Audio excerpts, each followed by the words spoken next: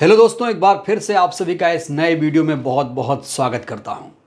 तो मध्य प्रदेश छत्तीसगढ़ में BSP supremo की सिर्फ एक रैली बाकी है। जी हां दोस्तों, 6 नवंबर से ये रैली अशोकनगर से शुरू हुई थी और अशोकनगर से होते हुए छत्तीसगढ़ के बिलासपुर जयजयपुर तक ये रैली हो चुकी है। अब बसपा सुप्रीमो की जो रैली है मध्य प्रदेश में है। मध्य प्रदेश में भिंड और मुरैना इलाके में बसपा सुप्रीमो की रैली होने वाली है। 6 से 7 8 वो मध्य प्रदेश में रहीं, वहाँ पर रैली को संबोधित किया। उसके बाद वो बिलासपुर जयजयपुर गईं छत्तीसगढ़ में। जैसा कि दोनों प्रदेश पड़ोसी राज्य हैं और दोनों जगहों पर बसपा सुप्रीमो ने जीजीपी के साथ गठबंधन किया है। गोंडवाना गणतंत्र पार्टी के साथ बसपा ने यहां गठबंधन किया है। अब 14 नवंबर को बसपा सुप्रीमो की आखिरी रैली जो है मध्य प्रदेश विधानसभा चुनाव के मद्देनजर भिंड और मुरैना में होने वाली है। आज हम आपको बताएंगे कि इस रैली का कितना असर होने वाला है और इस रैली में क्या खास बातें कॉमन हैं। 3 बातें बहुत ज़्यादा खास हैं, उस पर हम आज चर्चा करेंगे। साथ ही साथ बताएंगे कि जो भी रैलियां हुई हैं बसपा सुप्रीमो की, क्योंकि 14 नवंबर को आखिरी रैली है और 17 नवंबर को मध्य प्रदेश छत्तीसगढ़ में विधानसभा का चुनाव है। आपको याद दिला दूं, मिजोरम में विधानसभा का चुनाव संपन्न हो चुका है और छत्तीसगढ़ में एक चरण की वोटिंग हो चुकी है 7 नवंबर को ही।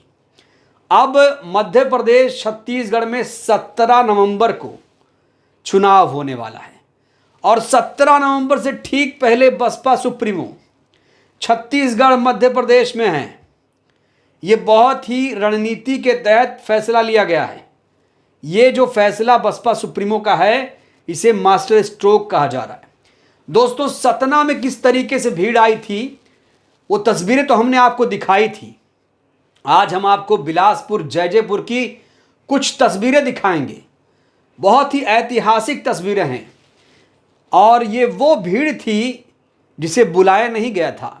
कहा जा रहा है कि ये भीड़ बसपा सुप्रीमो को सुनने के लिए खुद ब खुद मैदान में खींची चली आई थी, क्योंकि 2023 में बसपा सुप्रीमो की ये ऐतिहासिक रैली थी। लिहाजा बसपा सुप्रीमो को सुनने के लिए, बहन जी को सुनने के लिए लोगों में बहुत ज़्यादा होड़ सी मची हुई थी। लोग दूर दराज से अपने गांव से पहुँचे, अपने इलाकों से पहुँचे और बड़ी तादाद में लोग वहां इकट्ठा हुए और इत्मीनान से उनकी बातों को सुना समझा। तो बसपा सुप्रीमो की ये रैली मध्य प्रदेश में कितना बड़ा परिवर्तन करेगी, मध्य प्रदेश छत्तीसगढ़ के विधानसभा चुनावों के नतीजों पर कितना असर डालेगी, उस पर तो हम बात करेंगे ही करेंगे। लेकिन सबसे पहले मैं 3 मुद्दों पर आपका ध्यान आकर्षित करना चाहूँगा।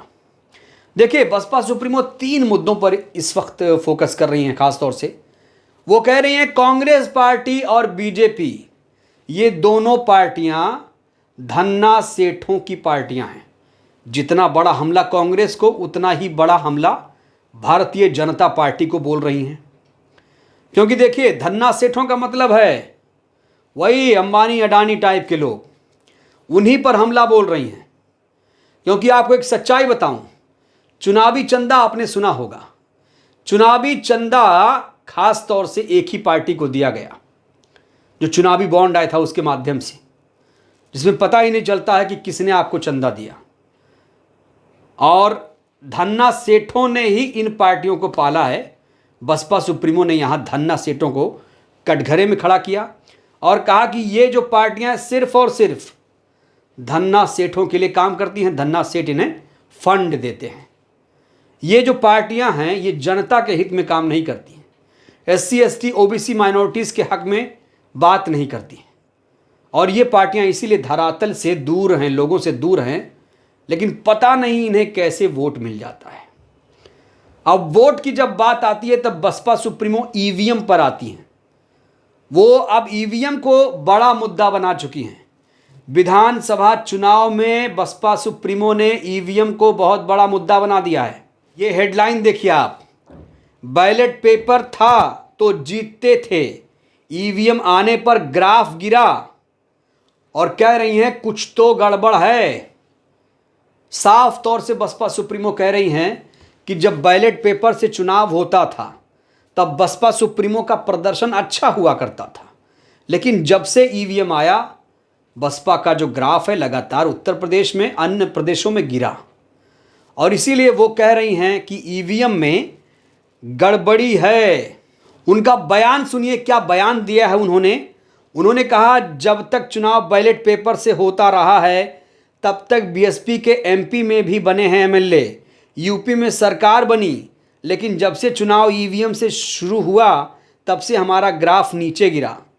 कुछ तो दाल में काला है, कुछ तो गड़बड़ है। सुनने में यही आया है कि मशीनों में, ईवीएम मशीनों में गड़बड़ हुआ है। वो आगे कहती हैं आप लोग ये ना सोचें कि मशीनों में गड़बड़ है तो हमें वोट डालने की ज़रूरत क्या है, लेकिन आप लोगों को ऐसा नहीं करना है। कभी कभी ये जो गड़बड़ करते हैं इनका सिस्टम फेल हो जाता है, इसलिए आप लोगों का वोट डालना ज़रूरी है। ईवीएम के अलावा बसपा सुप्रीमो एक और मुद्दे पर बात करती हैं, वो है आरक्षण का मुद्दा। आरक्षण के मुद्दे पर वो ये कह रही हैं कि ये जो पार्टियां हैं, खास तौर से 2024 के बाद आरक्षण रहे कि ना रहे कोई नहीं जानता है, और आरक्षण को लगातार जिस तरीके से ख़त्म किया जा रहा है उससे तो एक कहीं ना कहीं संकेत मिला हुआ है।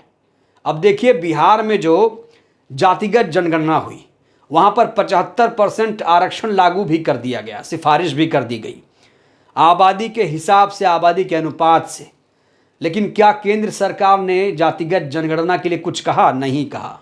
ये तब है जब प्रधानमंत्री ओबीसी समाज से आते हैं, उसके बावजूद अभी केंद्र सरकार जातिगत जनगणना से भाग रही है। योगी सरकार तो और आगे निकल गई। योगी सरकार जातिगत जनगणना तो छोड़िए, वो तो अब गायों की गणना कराने जा रही है। तो आरक्षण का मुद्दा, ईवीएम का मुद्दा और साथ ही साथ अंबानी अडानी पर लगातार वो हमला बोल रही हैं। दोस्तों, इससे पहले मैं बताऊं कि मायावती जी की रैली का मध्य प्रदेश, छत्तीसगढ़ के चुनाव नतीजों पर असर क्या होगा, उससे पहले मैं चाहता हूं आप नीला सैलाब देखिए। नीला सैलाब किस तरीके से बसपा सुप्रीमो की रैली में नीला सैलाब आया था, उसकी झलकियां जरा आप लोग देखिए। तो देखिए, क्या छोटे, क्या बड़े, क्या बूढ़े, क्या महिलाएं, क्या किसान, क्या नौजवान, हर तबका यहाँ पर अपनी उपस्थिति दर्ज करा रहा है। और दूर तक जहाँ भी नज़रें जाएंगी आपकी, देखिए आम लोग किस तरीके से, कितनी उम्मीदों से यहाँ ये बीएसपी सुप्रीमो की बात को सुनने के लिए पहुँचे हैं। क्या ये संख्या, क्या ये भीड़ ये बता रही है कि इस बार कुछ बड़ा परिवर्तन होगा? क्या मध्य प्रदेश, छत्तीसगढ़ में बसपा सरकार में शामिल होगी? क्या बसपा किंग मेकर बनेगी या किंग बनेगी? ये तो नतीजों के दिन पता चलेगा, 3 दिसंबर को जब नतीजे आएंगे। बहरहाल दोस्तों, इतना तो कह सकते हैं कि बसपा सुप्रीमो ने एक धार ज़रूर पैदा कर दी है, क्योंकि साथ ही साथ जब 17 नवंबर को चुनाव है उससे ठीक पहले जो ये रैली हो रही है उसका एक असर, इम्पैक्ट माना जा रहा है। कहा जा रहा है कि चाहे भिंड, मुरैना, सतना का जो इलाका है, ग्वालियर चंबल अंचल का जो इलाका है, ये इलाका बसपा के लिए काफ़ी उपजाऊ है। यहाँ से बसपा के हमेशा से विधायक जीतते आ रहे हैं। जैजैपुर से तो बसपा की विधायक पहले से ही हैं, और छत्तीसगढ़ में भी कुछ बड़ा परिवर्तन होने की संभावना है। हालांकि बसपा नेताओं के द्वारा ये लगातार कहा जा रहा है कि बसपा इस बार किंग मेकर की भूमिका मध्य प्रदेश में निभाएगी। कहा जा रहा है, दावा किया जा रहा है कि बिना बसपा के ना तो कांग्रेस पार्टी ना तो भारतीय जनता पार्टी सरकार बनाने की स्थिति में नहीं होंगे।